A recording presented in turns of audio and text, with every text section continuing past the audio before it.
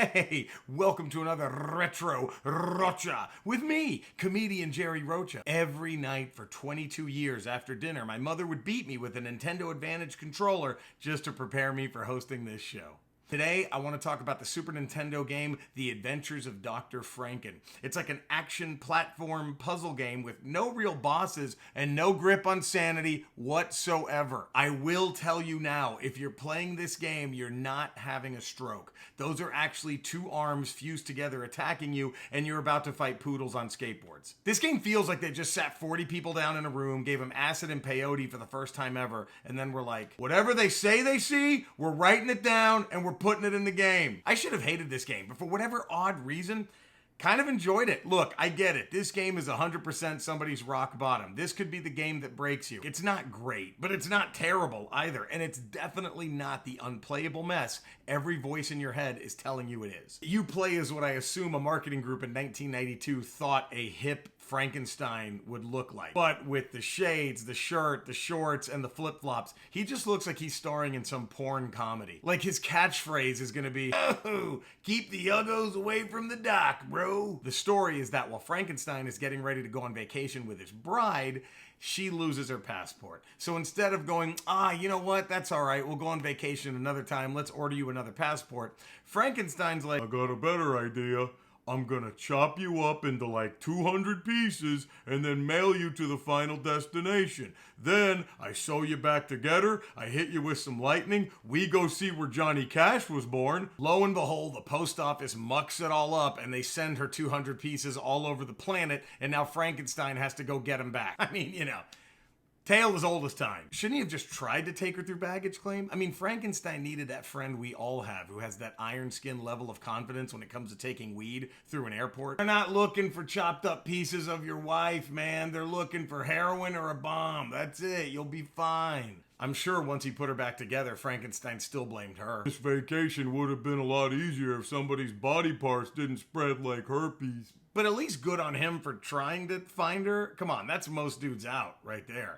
All right, I guess all of her body parts are missing. I can finally call that crush I had in the 11th grade and see if she likes me. Man, if only Mary Shelley could have lived another 150 years so she could have seen her true vision for Frankenstein come to life. The main character is referred to as Frankie, not Dr. Franken like it says in the title of the game, which makes me wonder if cutting your wife into 200 pieces made him lose his title of doctor. Imagine going to see that dude for any kind of checkup. Look, I hope it ain't hemorrhoids, but there's what the fuck are you doing? There is some fun shit you can do. The opening level, I believe, takes place in Frankenstein's castle, and as you're trying to get the pieces of his bride's passport, the servants attack you. Is that day-to-day life? Can this poor dude not take a dump without this guy trying to chop him up? You get to beat the shit out of old ladies. She was an enemy, I promise. Then there's this guy doing... What is he doing? Oh, he's piloting a remote control airplane that he uses to attack you. That's actually creepier than what I thought he was doing.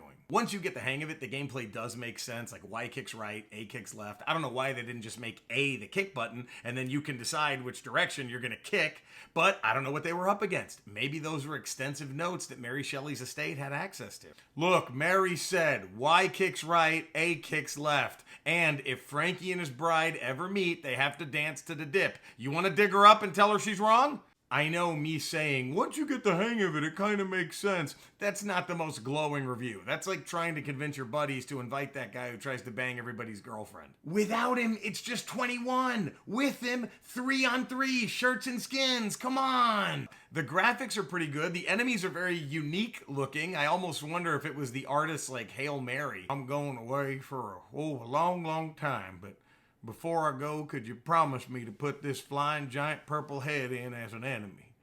I did it for Mary. If you finish the game, I also think however long it took you to finish it is a brand new speedrun record, because who else is playing this thing? And to all the speedrunners out there, could you lay off the Adventures of Dr. Franken? Could you just give us this one game? When you boot up the game, there's this weird dancey video game version of Moonlight Sonata.